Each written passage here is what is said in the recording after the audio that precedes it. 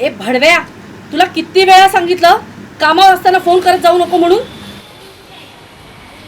ए तुला माहितीये का, त्या सिरियल मधली पार्वती आहे ना, पार्वती, तिचं लफडे म्हणे त्याच्या बरोबर. ए असा नाही आहे तो. आई